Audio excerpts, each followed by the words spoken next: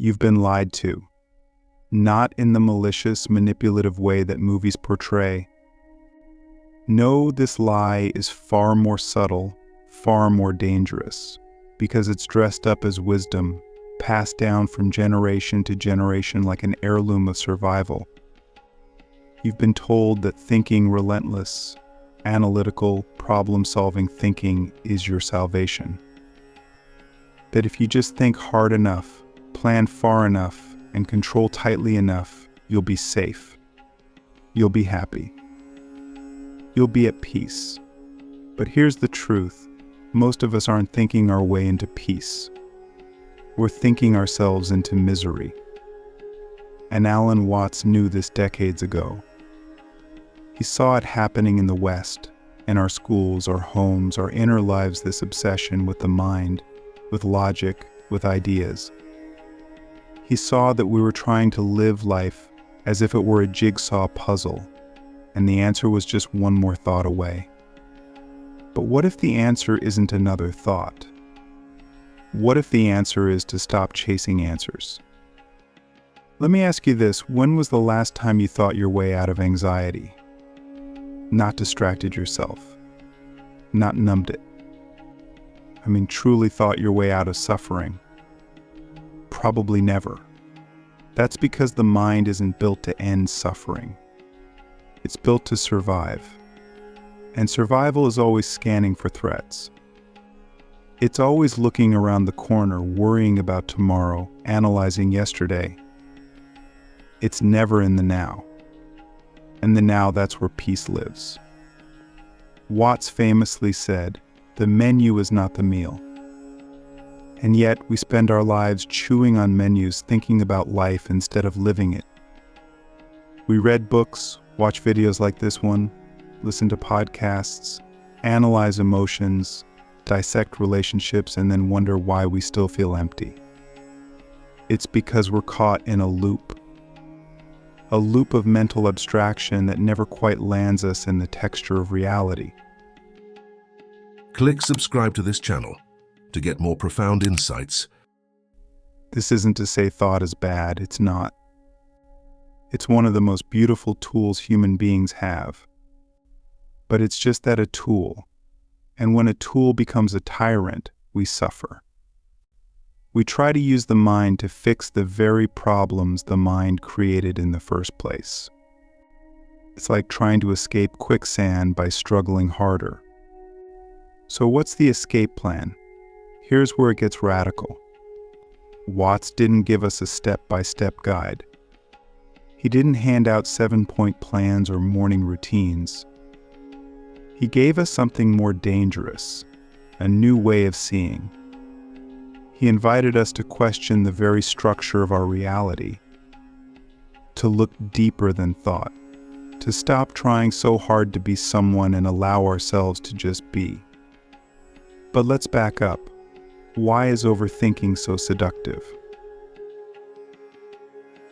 Because it gives us the illusion of control. If I can think about it enough, I can prevent disaster. If I can analyze this relationship, I won't get hurt.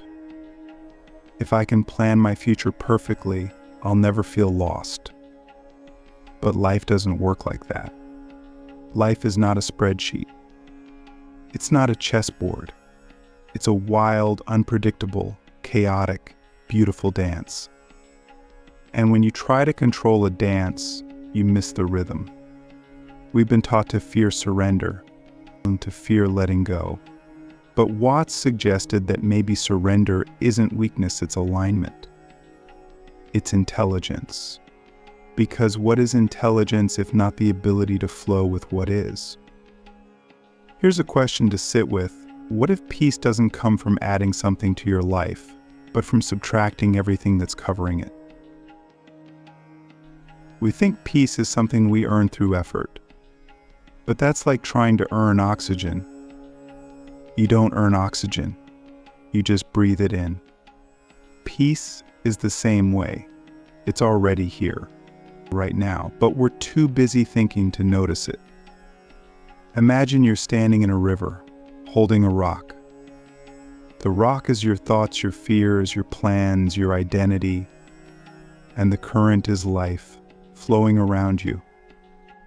You're gripping that rock for dear life, convinced it's keeping you safe, but it's actually what's holding you back. Watt says, let go of the rock. Let the current carry you. Trust the river. But how do we do that? We start by noticing the mind, not fighting it, not judging it, just noticing. Becoming aware of how often we're lost in thought. How often we narrate our lives like a movie. I'm doing this. Now I'm doing that. I shouldn't have said that. What if this happens? The movie plays 24/7. But what if you're not the movie? What if you're the screen it's playing on? This is where meditation comes in, not as a spiritual performance, but as a radical act of rebellion. When you sit in silence, you're saying, I'm not going to run anymore. You're turning and facing the noise of your own mind, and in doing that, something profound happens. You discover that behind the noise is stillness. And that stillness is who you really are. Let's get more practical. Say you're walking through your day and a negative thought pops into your head. I'll never be successful. Normally you'd follow that thought down the rabbit hole, compare yourself, feel discouraged, spiral. But what if instead you just noticed it? There's that thought again. No judgment. No story, just awareness. Watts would say that awareness is the key, because awareness doesn't resist, it doesn't cling, it just sees. And in seeing clearly, we begin to unhook from the drama. We stop believing every thought that enters our head. We realize that just because a thought appears doesn't mean it's true. Now here's where things get interesting. You've probably noticed animals don't seem to suffer the same way we do. Your cat doesn't lie awake at night wondering if it's living up to its potential. Your dog doesn't feel existential dread about turning 5. Why? Because they're not caught in the trap of thought. They feel. They respond. But they don't identify with their internal chatter. So let's learn from them. Let's be like the cat who senses danger, not because it analyzed the situation, but because it felt it. Let's trust our intuition again. Let's remember that there's a kind of wisdom deeper than thought. A knowing that lives in the body, in the breath, in the silence between words. Another question for you, what would your life look like if you stopped believing every thought you had? Not stopped having thoughts. That's impossible. But stopped believing them.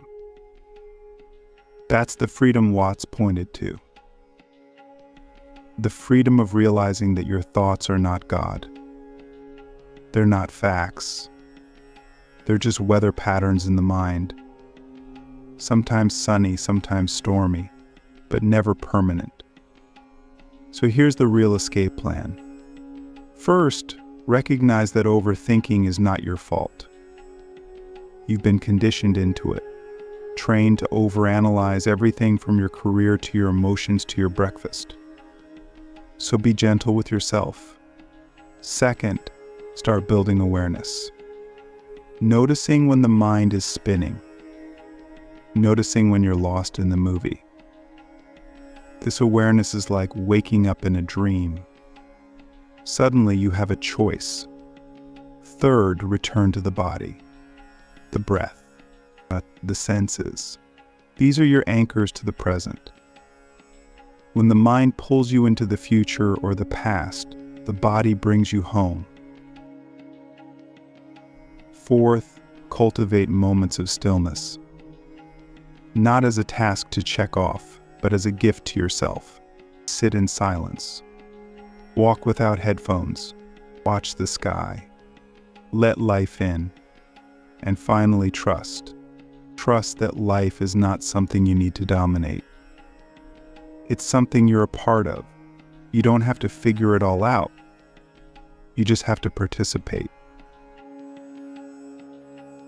Because here's the final twist. You're not separate from life. You are life. The thinker, the doer, the planner, that's a role you're playing. But behind the role is something timeless, something spacious, something free. Alan Watts didn't want us to escape reality. He wanted us to escape the illusion that we're separate from it. And you can start now. Not by thinking harder, but by letting go, by breathing, by being. Because sometimes the greatest act of intelligence is surrender. Let's be brutally honest for a moment. Your thoughts lie. Not because they're evil or because your brain is broken, but because they're trying to simplify a universe that is far too complex for language. Your mind takes infinite possibilities and squeezes them into categories, labels, predictions. It turns the terrifying unknown into neat little boxes: success or failure, worthy or unworthy, loved or unloved. But reality doesn't work like that. Reality doesn't care about your categories. It doesn't follow the rules your mind made up. That's why so many of us feel anxious, even when everything seems fine. Because deep down, we know something is off. We're living in a map, not the territory. And just like Alan Watts said, trying to define yourself is like trying to bite your own teeth. You are using thought to define something that thought can never fully grasp you. This is where the illusion begins to crack. You start to see that your thoughts are not objective observers. They're biased. They're shaped by your past, your fears, your conditioning. One person sees rain and feels despair. Another sees it and feels peace. Same rain, different interpretation. So which one is true? The answer is neither, or both. Truth isn't in the thought. It's in the awareness of the thought. That's what Watts pointed us toward again and again, not a better belief system, but a deeper seeing. And once you see that thoughts are just mental events, like clouds passing through the sky, you stop taking them so seriously. You stop building your identity around them. You stop saying, "I am anxious," and start saying, "Anxiety is present." That tiny shift changes everything. It means you're no longer the storm, you're the sky. But here's the trap. Even when we realize our thoughts aren't truth, we still cling to them. Why? Because they give us a sense of self. Even painful thoughts are familiar. "I'm not good enough" might hurt, but it's predictable. It's a story we know how to play.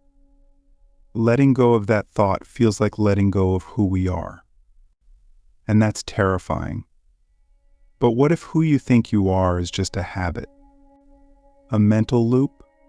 A role you've rehearsed for so long that you've mistaken it for reality? Watts challenged us to go deeper than identity. To ask, who am I without my story?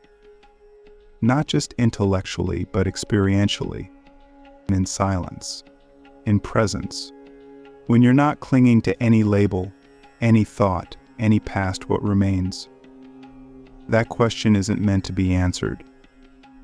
It's meant to be lived, to be felt. Because in that space, something wakes up. Something vast. Something free. Not a better version of you, but the absence of the need to be anyone at all. So how do we wake up from the illusion? Not by fighting it. Not by trying to stop thoughts. That's just more resistance. We wake up by seeing. Clearly, gently, repeatedly. We notice the thought that says, "I'm behind in life," and we ask, says who? We feel the anxiety in our chest, and instead of fleeing from it, we breathe into it. We stay. We trust that we can hold space for discomfort without needing to fix it.